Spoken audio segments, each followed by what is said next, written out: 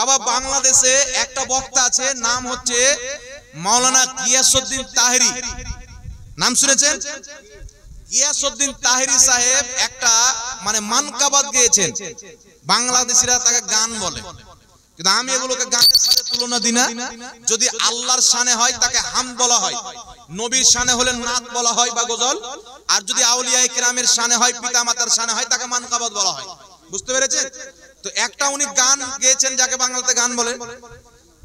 গানটা হচ্ছে আল্লাহর ধন রাসূলকে দিয়া আল্লাহ গেলেন গায়েব হইয়া, রাসূলের ধন খাজা পাইয়া শুয়ে আছে আজমিরে, কেউ ফিরে না খালি হাতে, খাজা তোমার দরবার থেকে। আপনারা ধ্যান দিয়ে শুনছেন, বলবো না ছেড়ে দেবো বাবা। এই গানটা আপনারা অনেক শুনেছেন, অনেক মৌলবীর ফতোয়া শুনেছেন, কিন্তু ইনশাআল্লাহ আজকে সঠিক ফতোয়া হবে। এই গানটা মাওলানা গিয়াসউদ্দিন তাহেরি সাহেব খুব ভালো আলিম, মানুষের কোন না কোন একটা খারাপ দিক হতে পারে না, কি বলেন? আমি যদি উনার পক্ষে কথা বলি, কিছু লোক বলে গিয়াসউদ্দিন ভণ্ড পক্ষে কথা বলছে, কিন্তু এরা ওনাকে ভণ্ড বানার জন্য অনেক চেষ্টা করেছে ওয়াহাবিরা, কিন্তু আল্লাহ পাক তাকে অনেক ইজ্জত দিয়েছে, না কি বলেন? অত ইজ্জত মানতাশা অত যিল্ল মানতাশা, ইজ্জতের মালিক আল্লাহ, জিল্লতের মালিক আল্লাহ। এর জালসাতে লাখো লাখো লোক হয়, ওয়াহাবিদের পেটের ভাত হজম হয় না। তো মাওলানা গিয়াসউদ্দিন তাহেরি সাহেব তিনি একটি গান বলেছেন, আল্লাহর ধন রাসূলকে দিয়া আল্লাহ গেলেন গায়েব হইয়া, রাসূলের ধন খাজা পাইয়া শুয়ে আছে আজমিরে, কেউ ফিরে না খালি হাতে, খাজা তোমার দরবার থেকে। এখন এই গানটা শুনে বাংলাদেশে আহলে হাদিসের 3 নাম্বার পীর আহমদুল্লাহ বলছে এই গানটা বলে গিয়াসউদ্দিন তাহেরি সাহেব কাফির হয়ে গেছেন, হিন্দুর মতন মুশরিক হয়ে গেছে। আরো কতজন বাংলাদেশি বক্তা বলেছেন যে ও কাফির হয়ে গেছে, মুশরিক হয়ে গেছে। কিন্তু আগে একটা মশলা জেনে নিতে হবে, বুখারীর মধ্যে হাদিস, মিশকাত শরীফের মধ্যে হাদিস, দয়ার নবী মায়ার নবী বলেন, যদি কোনো ব্যক্তি কোনো মুসলমানের উপরে কাফিরের ফতোয়া লাগায়, আর সেই যদি কাফির না হয়, তাহলে যে ফতোয়া দিল ওই ব্যক্তির উপরে ফতোয়া চলে আসলে ও নিজে কাফির হবে। তো এই গানটা গিয়ে যদি গিয়াসউদ্দিন তাহেরি সাহেব কুরআন হাদিস অনুযায়ী কাফির না হয়, আহমদুল্লাহ কাফির হয়ে গেছে, ওর বউ তালাক হয়ে গেছে। যতজন ওর উপরে কুফরের ফতোয়া দিয়েছে, শিরকের ফতোয়া দিয়েছে, এরা সবাই নিজে কাফির হয়ে গেছে, এদের সকলের বউ তালাক হয়ে গেছে। যদি গিয়াসউদ্দিন তাহেরির গানটা কুফরি না থাকে, শিরকিয়া শব্দ যদি না থাকে। এখন আপনাদের সামনে বলছি, একটু লক্ষ্য করে শুনবেন বাবা, ধ্যান দিয়ে শুনবেন। গিয়াসউদ্দিন তাহেরি সাহেবের গানের প্রথম শব্দ আল্লাহর ধন রাসূলকে দিয়া আল্লাহ গেছেন গায়েব হইয়া। সর্বপ্রথম মনে রাখতে হবে, আল্লাহকে গায়েব বলা যাবে কি যাবে না? পবিত্র কোরআন পাকের মধ্যে আছে আল্লাযীনা ইউমিনুনা বিল গায়ব, সূরা বাকারাতে আছে কি নাই? যারা গায়বের প্রতি ঈমান আনে, অর্থাৎ যেই জিনিসটা সামনে নাই, দেখতে পাওয়া যায় না, ওই জিনিসটাকে গায়ব বলা হয়। আল্লাহু গায়বুন মিনাল আবসার, আল্লাহ প্রত্যেক দৃষ্টি থেকে গায়েব। কোন চোখ আল্লাহকে দেখতে পারে? জোরে বলেন। তাহলে কোরআন পাকে আল্লাহকে গায়েব বলা হয়েছে, কোরআন পাকে জান্নাতকেও গায়েব বলা হয়েছে, জাহান্নামকেও। অর্থাৎ বিনা দেখে যেগুলো দেখতে পাওয়া যায় না, এইগুলো গায়েব। এদেরকে না দেখে গায়েবের প্রতি ঈমান আনতে হবে, মানে আল্লাহকে না দেখে ঈমান আনতে হবে। আরেকটা কথা বলেন তো বাবা, আমার কাছে এটা মোবাইল আছে, একটু লক্ষ্য করে শুনেন। এখন মোবাইলটা আমার সামনে হাজির আছে না নাই? জোরে বলেন, আছে না নাই? মোবাইলটা টেনে নিলাম, গায়েব হলো কি হলো না? এইবার শুনেন, দয়ার নবী মায়ার নবী মুসনাদে আহমদের মধ্যে সহিহ হাদিস, রাসূল পাক বলছেন, রাআইতু রাব্বি আযজা ওয়া জাল্লা, আমি আমার আল্লাহকে নিজের চোখে দেখেছি। ইমাম নববী বলছেন, নবী পাক আল্লাহকে মাথার চোখে দেখেছেন। ইমাম কাজী আয়াত বলেছেন, আল্লাহকে নবী পাক মাথার চোখে দেখেছেন। আল্লাহ পবিত্র কোরআন পাকে বলছেন, মা যাগাল বাসারু ওয়া মা তাগা, আমার নবী আমাকে দেখলেন, চোখের পলক পর্যন্ত ঝাপকায়নি। বলেন সুবহানাল্লাহ। তাহলে অন্তরের চোখের পলক হয়, অন্তরের চোখের পলক হয় হয় না? আপনি একবার আমাকে দেখেন, চোখ বন্ধ করেন, অন্তরের চোখটা খুলেন, আমাকে দেখতে পাবেন। অন্তরের চোখের পলক হয় না। আল্লাহ বলছেন, নবী আমাকে দেখেন, যে চোখের পলক ঝাপকায়নি, চোখের পলক বন্ধ করেনি। অর্থাৎ নবী পাক শুধু অন্তরের চোখ না, মাথার চোখে আল্লাহকে দেখেছেন। বলেন সুবহানাল্লাহ। এইবার বলেন তো, আমার নবী কুরবে খাসে গিয়ে, লক্ষ্য করে শুনবেন বাবা, এই সামনে থেকে সরেন, আল্লাহর নবী কুরবে খাসে গিয়ে আল্লাহর অত্যন্ত নিকটবর্তী হয়ে মহান রব্বুল আলামিনকে দেখলেন। তারপরে নবী পাক চলে আসলেন, নবীর চোখ থেকে আল্লাহ গায়েব হয়ে গেলেন। তাহলে আল্লাহ গায়েব হলো কি হলো না নবীর চোখ দিয়ে? তাহলে এখানে আল্লাহকে গায়েব বলা হয়েছে একবারে হাদিস মোতাবিক। তাফসীরের কিতাবে বলা হয়েছে আল্লাহু গায়েবুন মিনাল আবসার, আল্লাহ প্রত্যেক দৃষ্টি থেকে গায়েব। আল্লাহ নবীকে দেখা দিয়েছেন, তারপরে গায়েব হয়ে গেছেন, দৃষ্টি থেকে দূরে মানে ওঝাল হয়ে গেছেন, গায়েব হয়ে গেছেন। সুতরাং এইবার দেখতে হবে যে আল্লাহ নবী পাককে ধন দিয়েছে না দেয়নি? এই জোরে বলেন।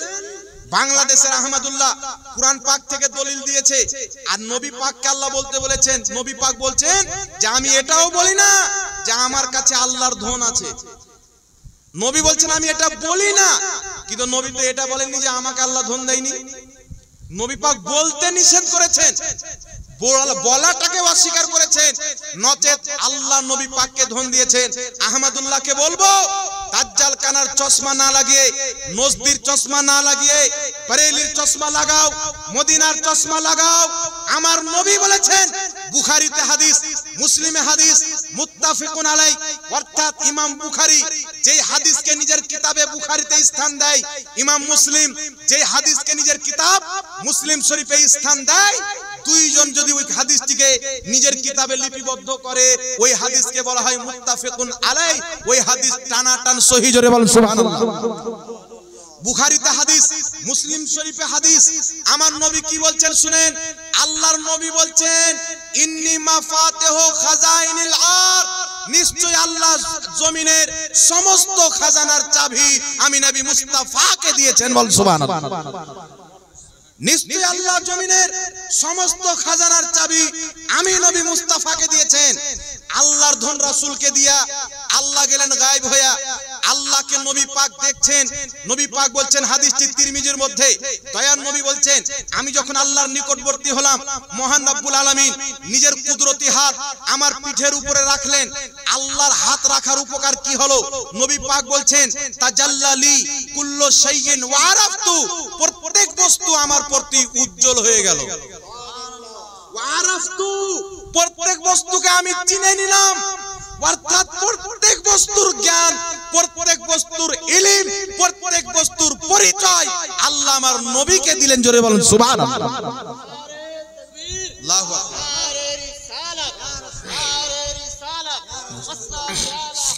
তার কারণে বাংলাদেশের আহমদুল্লাহকে বলবো ভাই আপনি ভালো করে পড়ালেখা করেন। নবী কোরআনে বলেছেন জমিনের চাবি, খাজানার চাবিকাঠি আল্লাহ আমাকে দিয়েছেন। আল্লাহ কোরআনে বলছেন ইন্না আতাইনাকাল কাউসার, নিশ্চয় মাহবুব আমি আপনাকে কাউসার দিয়েছি। সুতরাং আল্লাহ নবী পাককে অসংখ্য ইলমের ধন দিয়েছেন, কাউসারের ধন দিয়েছেন, জমিনের সমস্ত খাজানা দিয়ে দিয়েছেন। এখনো যদি আপনি বলেন আল্লাহ নবীকে ধন দেয়নি, আপনি কপাল পোড়া জাহান্নামী, আপনার ঈমান নাই। এখন প্রশ্ন হলো আল্লাহর ধন রাসূলকে দিয়া আল্লাহ গেলেন গায়েব হইয়া। ওয়াহাবিরা কাফির বানানোর জন্য কি বলছে? আল্লাহর ধন রাসূলকে দিয়া আল্লাহ খালি হয়ে গেল। আচ্ছা বলেন তো বাবা, আমি মৌলভী সাহেব, আমার কমসে কম 10টা ছাত্র আছে যে আলিম হয়ে গেছে, অনেক হাফিজ আছে, অনেক কারি আছে, আলিম হয়ে গেছে। তো 10টা ছাত্রকে যে আমি পড়িয়ে মৌলভী বানিয়েছি, তো আমার ইলম কি খালি হয়ে গেছে? তাহলে দাজ্জাল কানাকে বুঝাবে কে? তো ওয়াহাবি মানে ব্রেনে গোবর আর মুদ ভরা, যারা বুঝে না। একটা মাস্টার 60 বছর পর্যন্ত, 40 বছর পর্যন্ত, কেউ 30 বছর পর্যন্ত ছেলে পেলেকে পড়াশোনা করায় কলেজ ইউনিভার্সিটিতে। হাজার হাজার ছেলে তার কাছ থেকে শিক্ষা অর্জন করে বড় বড় ডিগ্রি লাভ করে, কিন্তু ওই ব্যক্তির ইলম কি খালি হয়ে যায়? তাহলে এ বলছে আল্লাহর ধন রাসূলকে দিয়া রাসূলকে আল্লাহ গেলেন গায়েব হইয়া। ওয়াহাবি কাফির বানার জন্য বলছে আল্লাহ খালি হয়ে গেল। এই খালি কথা কে বললো? দাজ্জাল কানা। এটা তো তুই বলছিস, তো তুই বলে তুই কাফির হচ্ছিস। গিয়াসউদ্দিন তাহরি সাহেব তো কাফির হয়নি। তাহরি সাহেব কি বলেছেন? আল্লাহর ধন রাসূলকে দিয়ে আল্লাহ গেলেন গায়েব হইয়া। এইখানে বুঝবেন নবী পাক আল্লাহ দেখা দিলেন নবী পাককে, নবী পাক আল্লাহকে দেখলেন, আল্লাহ নবীর পিঠের উপরে কুদরতি হাত রাখলেন। মহান রব্বুল আলামিন প্রত্যেক বস্তুর ইলম নবী পাককে দিয়ে দিলেন। দুনিয়ার ধন চাইতে ইলমটা বেশি কাজের, এর ফজিলত বেশি, এই ইলমটার দামই বেশি। প্রত্যেক বস্তুর ইলম আল্লাহ নবীকে দিলেন, গায়েব হয়ে গেলেন, বলেন সুবহানাল্লাহ। নবী আমার চলে আসলেন।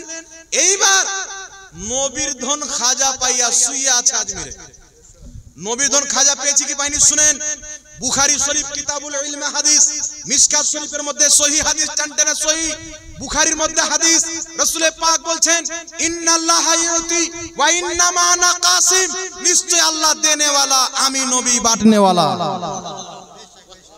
আল্লাহ দেনে ওয়ালা, আমি নবী বাঁটনে ওয়ালা। আহমদুল্লাহকে বলবো তোমার চোখে কি আঙ্গুল ভরা ছিল? এই হাদিসগুলো তুমি পাওনি? আল্লাহ প্রত্যেক বস্তুর ইলম নবী পাকের ফেস টু ফেস, নবী পাককে দেখা দিয়ে, নবী মুস্তাফা সাল্লাল্লাহু আলাইহি ওয়াসাল্লামকে দিদার দিয়ে মহান রব্বুল আলামিন প্রত্যেক বস্তুর ইলম, ইলমের ধন আমার নবীকে দিয়েছেন। আমার নবী বলছেন ইন্নাল্লাহা ইউতি ওয়া ইন্নামা আনা কাসিম। বুখারী শরীফের সহিহ হাদিস, নিশ্চয় আল্লাহ দেনে ওয়ালা, আমি নবী বাঁটনে ওয়ালা। আল্লাহ নবীকে ইলম দিয়ে গায়েব হয়ে গেছেন, নবীর দৃষ্টি থেকে গায়েব হয়েছে। নবী মুস্তাফা ইলম কিয়ামত পর্যন্ত বন্টন হতেই আছে। এবার খাজা সাহেব রাহমাতুল্লাহ আলাইহি নবীর ধন পেয়েছেন কি পাননি? আমার নবী কি বলছেন শুনেন। দয়ার নবী বলছেন আল উলামা ওয়ারাসাতুল আম্বিয়া, প্রত্যেক আলিম আমি নবীর ওয়ারিস। আলিম হচ্ছে নবীগণের ওয়ারিস। যেই ব্যক্তি বাবার ধন পাবে বাবার ওয়ারিস বলা হবে, যেই ব্যক্তি মায়ের ধন পাবে মায়ের ওয়ারিস বলা হবে। আলিম উলমাকে নবীর ওয়ারিস বলা হয়েছে কারণ আলিম উলমা নবীর ধন পেয়েছে। তাহলে খাজা মঈনুদ্দিন চিশতি আলিম ছিলেন কি ছিলেন না?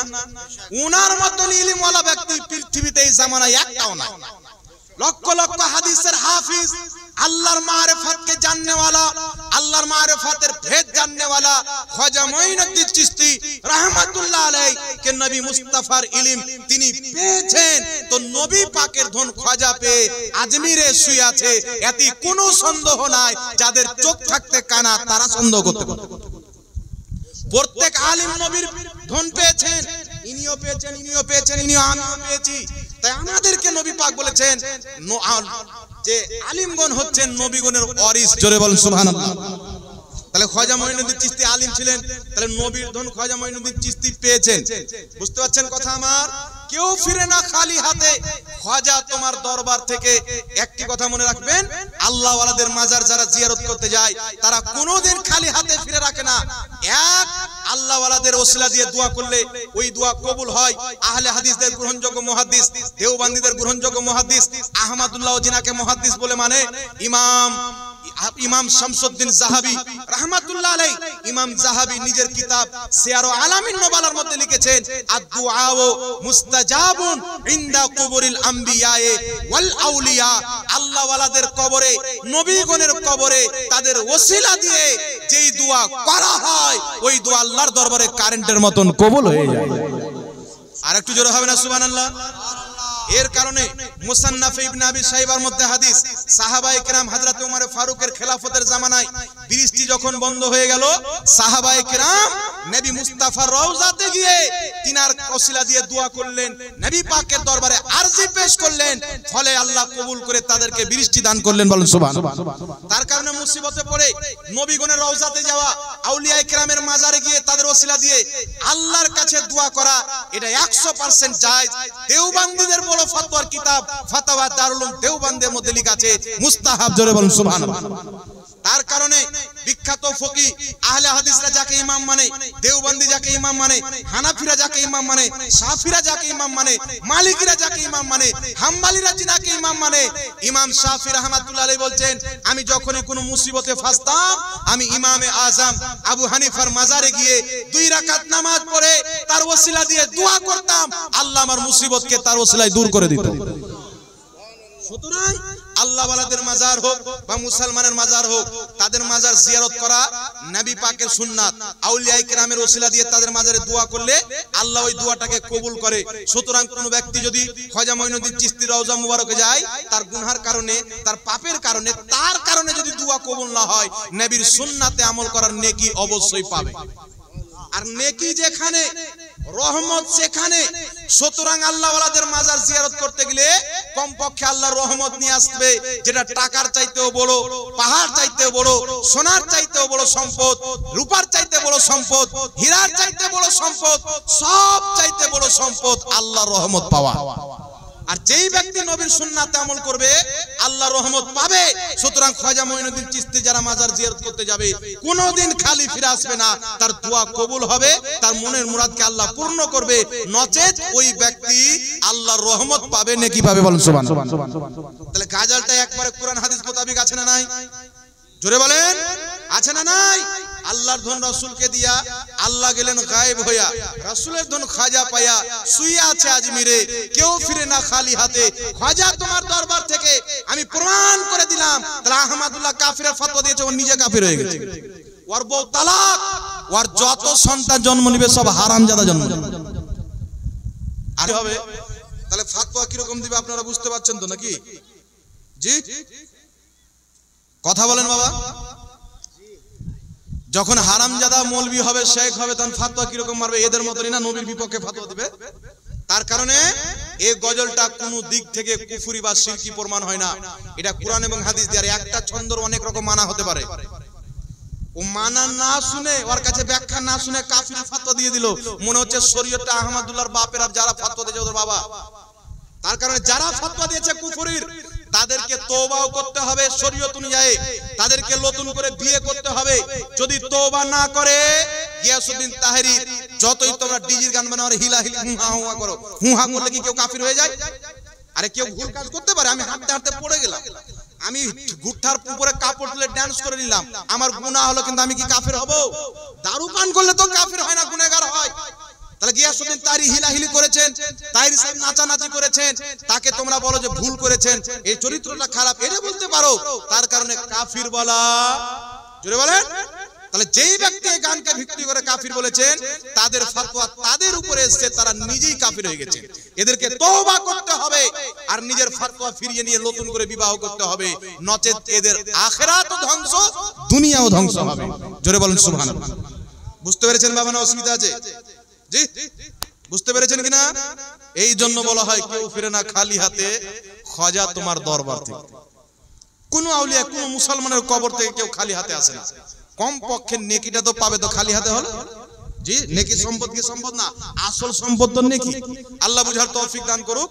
তার কারণে এদেরকে আমি তওবা করার সালাহ দান করছি। এরা বুঝে না বুঝে এই যে দুশ্মনী, গিয়াসউদ্দিন তাহরি সাহেবের জালসায় এত লোক হয়, পেটের ভাত হজম হয় না। কখনো কাফের ফতে একটা হিলাহিলি করলে, আর ওদের মৌলবীরা বাসে চেপে যাচ্ছে জিকির করতে করতে, লুঙ্গি উল্টা করে নিয়ে পড়ে যাচ্ছে, কোনো ফতোয়া নাই।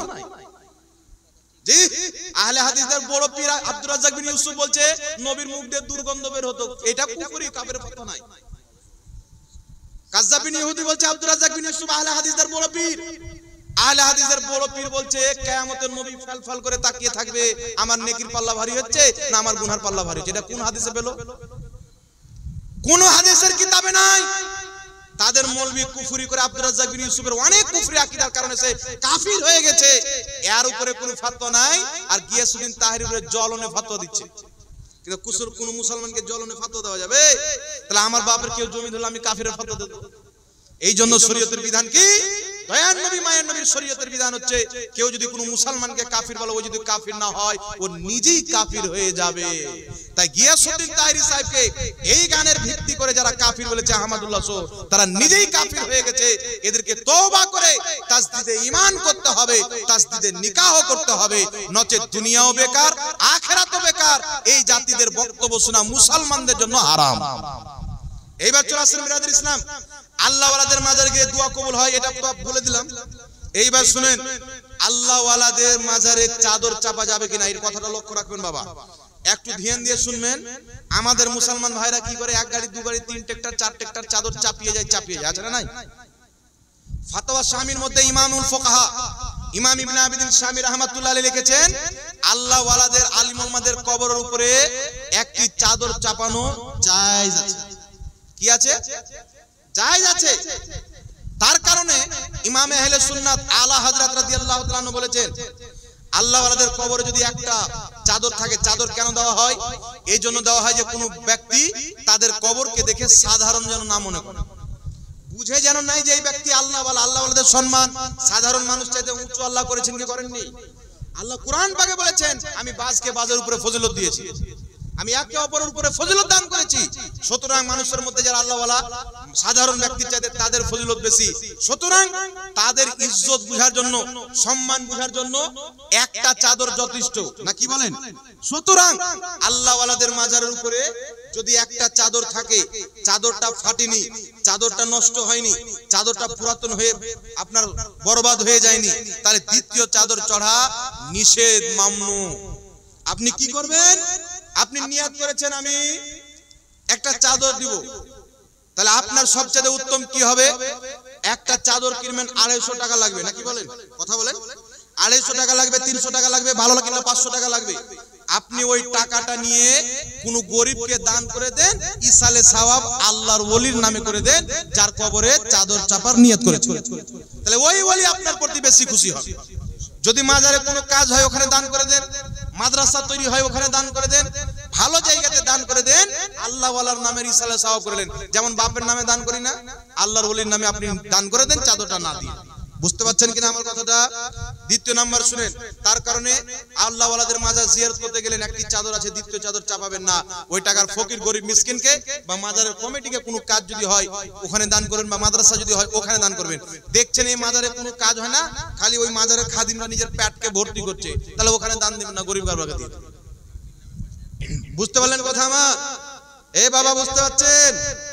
দ্বিতীয় নাম্বার চলে আসেন, আল্লাহ ওয়ালাদের কবরে ফুল দেওয়া যাবে কি যাবে না?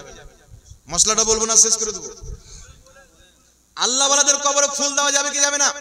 সর্বপ্রথম একটি হাদিস শুনেন, তিরমিজির মধ্যে হাদিস, সম্ভবত বুখারীতেও রয়েছে, কিন্তু তিরমিজিতে কনফার্ম আমি পড়েছি।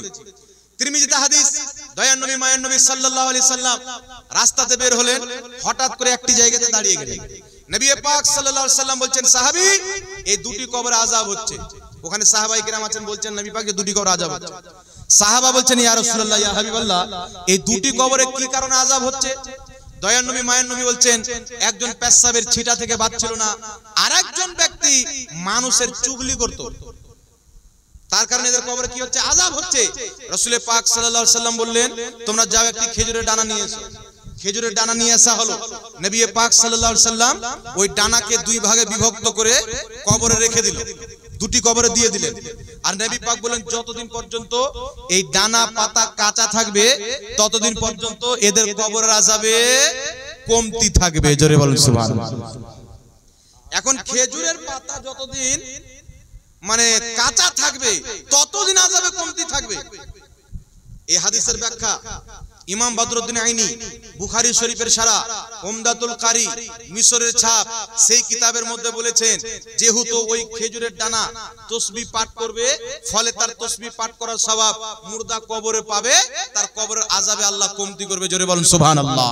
কারণ আল্লাহ কুরআনে বলেছেন, সাব্বাহা লিল্লাহি মা ফিস সামাওয়াতি ওয়াল আরদ, জমিন আসমানে যা কিছু আছে আল্লাহর তাসবিহ পাঠ করে। জোরে বলেন সুবহানাল্লাহ।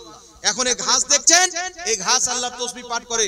সুতরাং এই হাদিসকে ভিত্তি করে জগৎ বিখ্যাত ফকি, যার কিতাব না পড়লে মুফতি হওয়া যায় না, ফতোয়া দেওয়া যায় না, ইমামুল ফুকাহা ইমাম ইবনে আবিদিন শামী রাহমাতুল্লাহ আলাইহি নিজের কিতাব ফাতাওয়া শামীর মধ্যে লিখেছেন, সুতরাং আল্লাহ ওয়ালাদের কবরে কাঁচা ফুল দেওয়া, প্লাস্টিকের ফুল না, কাঁচা ফুল দেওয়া মুস্তাহাসান, উত্তম কাজ।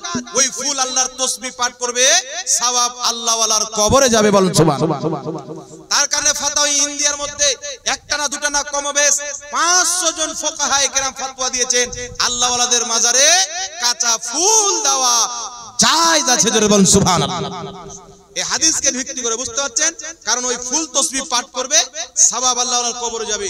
তার কারণে যদি কবরস্থানে কোনো গাছ থাকে, কবরস্থানে যদি কোনো ফুল থাকে, কবরস্থানে ঘাস থাকে, বিনা প্রয়োজনে ওই কবরস্থানের গাছ কাটা, ঘাস কাটা জায়েজ হবে না।